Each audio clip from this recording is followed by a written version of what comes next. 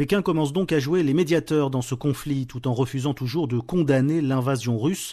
La Chine va recevoir ce mardi le président bélarusse Alexandre Loukachenko, seul allié européen de Moscou.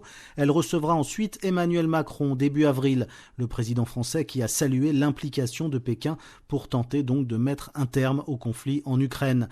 La Chine a présenté vendredi un document en 12 points dans lequel elle exhorte les deux belligérants au dialogue. Beaucoup de bons sentiments dans ce document qui appelle au respect de la souveraineté territoriale, à la protection des civils et qui fixe comme ligne rouge l'interdiction formelle d'utiliser l'arme nucléaire. Ding Xiaoxing est directeur de l'Institut chinois des relations internationales. Le besoin le plus urgent est de s'asseoir pour négocier malgré les fortes contradictions. Outre la promotion de la paix et des pourparlers, la Chine a également fait des propositions sur la manière de désamorcer et de prévenir les risques stratégiques et maintenir la sécurité des centrales nucléaires.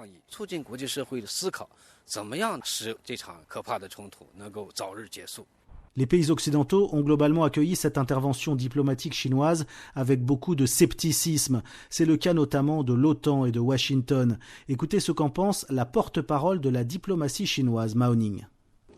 La Chine a toujours préconisé les pourparlers de paix et une solution politique pour résoudre la crise ukrainienne. Les États-Unis n'ont pas leur mot à dire sur les relations sino-russes et la Chine n'acceptera jamais de pression de leur part. Ils envoient non seulement des armes létales sur le champ de bataille en Ukraine, mais ont également violé les 3 communiqués conjoints sino-américains en vendant constamment des armes avancées à l'île chinoise de Taïwan.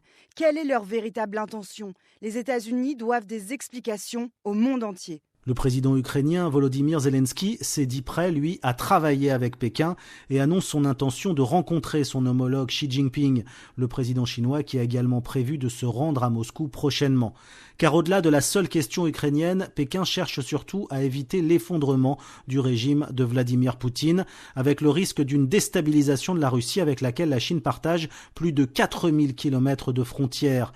Pékin promet donc à nouveau de renforcer encore sa coopération avec Moscou, elle qui tient à bout de bras l'économie russe. Les échanges entre les deux pays ont augmenté de plus de 30% depuis le début de la guerre et les importations par la Chine d'hydrocarbures russes ont augmenté de plus de 50% en un an.